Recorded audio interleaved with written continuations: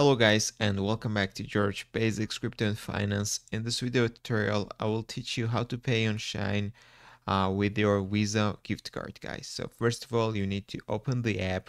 Of course guys, you need to sign up and log into your account, and then you need to choose the item you want to buy. For example, this jacket.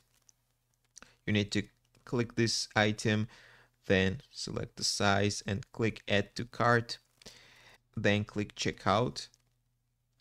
Right here guys, in the payment method section you need to select credit/debit card. So we are using our Visa gift card as a credit debit card, guys. So we need to click this and click place order in the bottom.